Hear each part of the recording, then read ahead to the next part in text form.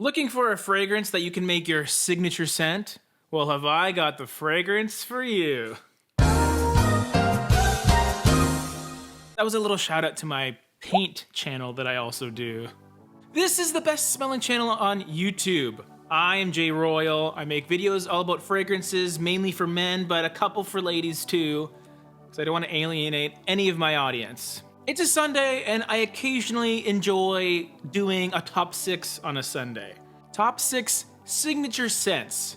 It's always fun, but also weird doing a list on signature scents, because signature scents, by definition, are your signature. They're your John Hancock fragrance, and they should be unique to you. I'm partially telling you guys what I would maybe wear as a signature scent, but I'm also trying to not pick the weirdest stuff in case some of you have different tastes than me. The first signature scent on this list is the first Creed fragrance I ever purchased, and it's original SANTAL. A truly likable fragrance that really got me into Creed fragrances and niche fragrances in general. It has a berry type of sweetness, it's clean, very likable, and most importantly, it's very enjoyable for the wearer as well. Being a niche fragrance, it is on the more pricey side, but if you're only getting that one fragrance, make it good. And this is. It is quite strong for warm weather. I have worn it in the summer, but really only 2 sprays maximum, and you don't want to be in a crowded subway in the high heat. Mont Blanc Individual is quite a bit cheaper as well, so that is also a huge plus, but there's a reason I have this and not that, because this smells way better. So next up, we have a new-ish fragrance by Prada. It is Prada Luna Rossa Black. Now, by all accounts, this fragrance does suit the cooler weather better. So if you live in a colder climate, amazing choice. That being said, when I first bought this, I went on a trip to Scotland, and the weather was mild. Like, it had a couple of warmer days, and I wore this when it was 15, 20 degrees Celsius, and it worked pretty nicely. But it was only until I came back home to the frigid north in Canada land and put this on, it really flourished on my skin. It became the replacement to Luna Rossa Extreme, which is one of my favorite fragrances ever. I find myself wearing this just as much, if not a little bit more, knowing that I can buy another bottle of this when it's done. If you're not familiar with the notes in here, it's a tonka bean fragrance. Tonka, amber, a little bit of a minty green quality to it. So if your weather can handle this scent, you're gonna love it. You're gonna love wearing it. People are gonna love it around you. J-ROYL guarantee. Next up, we have the most expensive fragrance on the list, depending on where you buy it, and depending on what presentation size you get it. It's by Christian Dior. It's part of their exclusive Privé line. The fragrance I'm talking about is Bois d'Argent.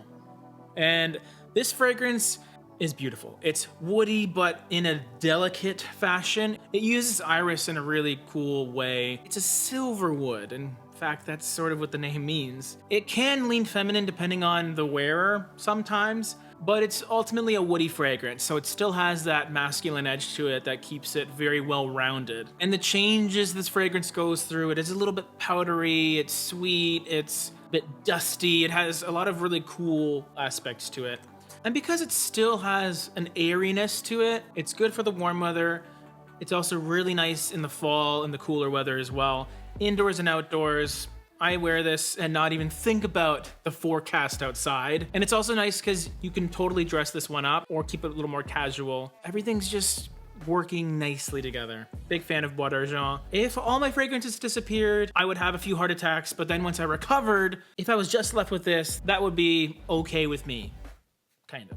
Next up, we have another woody fragrance. In fact, wood is even in the name, and it's Pure Wood. A Mugler fragrance flanker, the rubber flask with this beautiful faux wood design on it, that wood grain finish. The main reason I enjoyed this fragrance, and the reason I think it's an amazing signature scent, is it doesn't smell overly woody. It's not like crazy woods. But what it does have is the DNA of the original Amen. It has that beautiful, sweet, addictive patchouli aspect, toned down, a little easier to wear, making it a lot more versatile. You can wear this indoors and outdoors, and it's just smoothed out. It's rounded out. It's not going to be too abrasive, which the original can be. If you've worn it, guys, it's nuts. It's very strong even in its current formulation. But pure wood, pretty great. Not so woody. Not totally woody, but that's okay with me. It has a lot of the best aspects of the original without the harshness and could easily be a solid signature scent. I really didn't want to talk about a pineapple fragrance on this list. And the main reason for it is there's just so many out there. A couple years ago, you had to be a bit of a frag head to know what AVENTUS was. But now, even the peasants of the world, the people that are pretty new to fragrances, now even they know what AVENTUS is. And a large part of it is there's so many companies that recognize how good it smells and they clone it and make excellent copies, and now we have tons of them. So I'm not gonna talk about AVENTUS, but I'm kind of gonna talk about AVENTUS Cologne.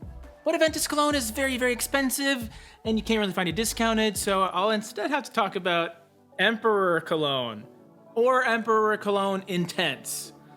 Parfums Vintage's clone of AVENTUS Cologne. The reason I want to make this a signature scent rather than anything else is it has that same sort of feel that AVENTUS has, but it's a little lighter, a little more citrusy.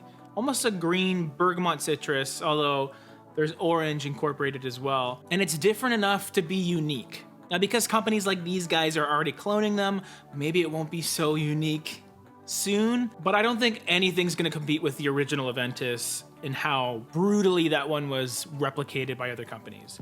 You'll have some uniqueness here, but the same amount of likability, maybe a little more wearable when it's really hot outside because of the citrus-dominated notes. And if you get the Parfums Vintage versions of it, it's very close and maybe about half the price. It's not an insane value proposition, like it's not an arm off style of savings, but the quality in here is very high, so you kind of have to make that decision on whether this one's good enough for you or you want to splurge on the original. These ones are good enough for me, 100%, although this one was free, so that helps too. My number one signature scent on this list kind of has it all. It's classy, yet fun. It smells very unique, and it has gotten me way more compliments than I thought it was capable of doing. And although it's not my number one favorite fragrance, even from this house, I think overall, it has signature scent written all over it. It's by Amouage, and the fragrance is called Lyric Man. The deep crimson red bottle. Essentially what you get with this is a rose lime fragrance. Lime and rose, what a crazy combination. But it's that combination that makes it so unique and wearable. The floral rose keeps it very elegant, very formal, but the citrus lime makes it wearable in the warm weather. And the first time that I smelt it off of someone else was in the summer. It was Manny from Cascade Scents. Manny, it did a number on me. That's why I ended up buying this. It did smell great on him, and it made me think of this fragrance in a different light. I always assume rose-based fragrances, they're your suit and tie jammers, but this one, not so much. This is a great date fragrance for sure, but a great night out fragrance. You can even dress a little more casually, like a nice white shirt and some jeans, fitted of course, and you'd be great. Maybe not for the most alpha dude or douche out there, but for everyone else, if you're into fragrances, you'll appreciate this. It really is a great one.